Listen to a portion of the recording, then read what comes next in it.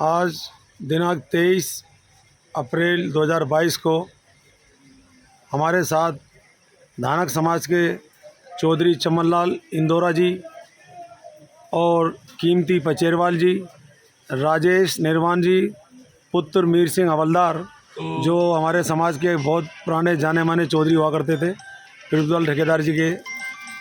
इस समय मैं नबी करीम के गली हनुमान मंदिर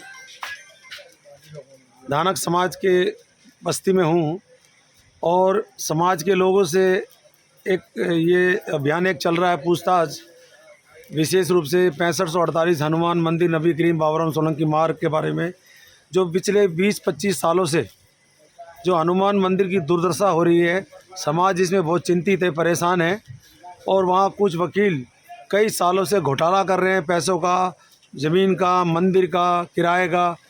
ये हमारे प्रवीण निर्वाण जी भी आ चुके हैं हमारे बीच में। तो मैं उस विषय में जानना चाहूँगा कि जो हनुमान मंदिर है, हनुमान मंदिर जो है उसमें कितने साल से चुनाव नहीं हुआ है, बता सकते हैं? चमनलाल जी, आपकी उम्र भी है, कितने साल से चुनाव नहीं है बताइए। आपके सामने कभी चुनाव हुए? मेरे सामने नहीं हुआ। जोर से बोलिए। मेरे सामने नहीं हुआ भाई। तो ना मैं कभी गया। उस मंदिर में क्या काम ठीक चल रहा है या गलत हो रहा है अभी कुछ? उस मंदिर में कई साल से लाइट नहीं थी, सफेदी साफ सफाई नहीं थी, गंद था। नहीं, उसमें उसके मंदिर, वो मंदिर एक परिवार का या समाज का है? समाज का समाज का मंदिर है। तो उसमें अभी क्या होना चाहिए? नए चुनाव होने चाहिए, नए लोग आने चाहिए, नया काम होना चाहिए, शादी ब्याह शुरू होनी चाहिए, पैसों का हिसाब किताब होना चाहिए या नहीं होना चाहिए? चुनाव तो हर साल होना चाहिए। हर साल होना चाहिए। तो अब नए आदमी को चांस मिलना चाहिए। चांस नहीं, अभी मंदिर में पिछले 20 सालों से जो गड़बड़ घोटाला चल रहा है उसके बारे में बताइए आप। उसके बारे में पार्टी का फोन है, उसके बारे में मैं कुछ नहीं कह सकता, मुझे पता नहीं है उसके बारे में। पता नहीं है जो मैं कभी गया नहीं इसमें मीटिंग में, ना उनके साथ ना मुझे वहाँ का पता।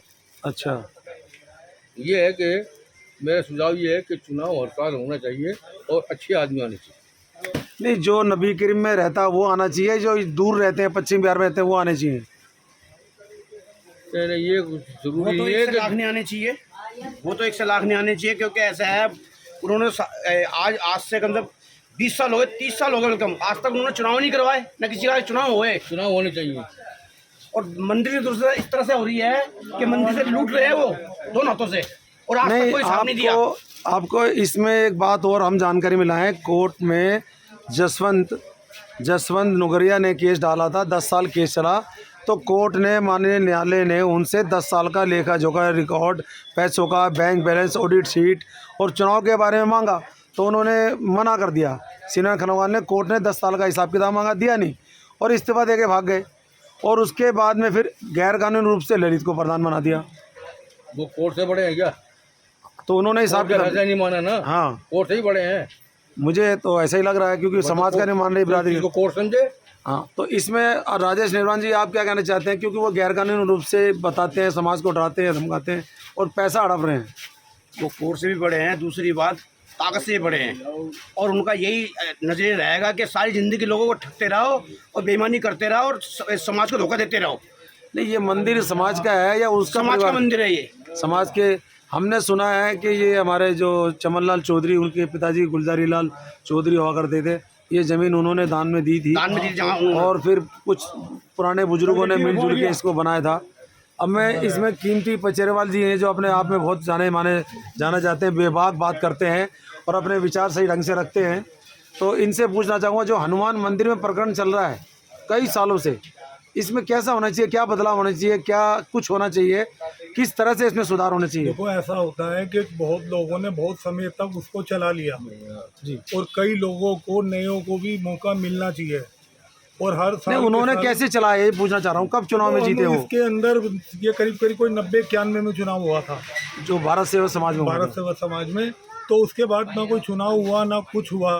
तो पब्लिक भी बदलाव चाहती है, समाज भी बदलाव चाहता है कि नए लोगों को अगर मौका मिलेगा तो वो इनसे बेहतर कर सकें। नहीं, वो अब जो इन्होंने किया वो हमारे समाज के आगे है।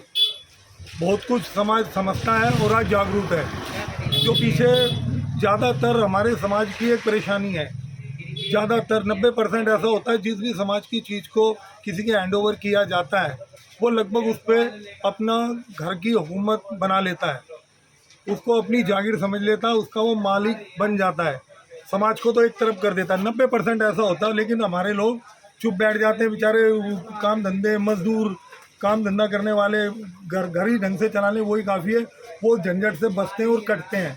और इसी चीज़ का बहुत सारे लोग नाजायज़ फ़ायदा उठाते हैं, अपनी एजुकेशन का, पढ़ाई लिखाई का, अपनी जिस भी चीज़ का वो फ़ायदा उठाते हैं, समाज को धोखा देते हैं, धोखाधड़ी करते हैं। प्लस हर साल इलेक्शन होना चाहिए और कई नए व्यक्ति को मौका मिलना चाहिए। ये ज़रूरी नहीं है कि एक ज़्यादा पढ़ा लिखा आदमी ज़्यादा बेहतर मंदिर को चला सकता है, उसमें ज़्यादा बेहतर काम कर सकता है। एक कम पढ़ा लिखा आदमी भी उससे ज़्यादा बेहतर अच्छा काम कर सकता है। धन्यवाद। जय हिंद।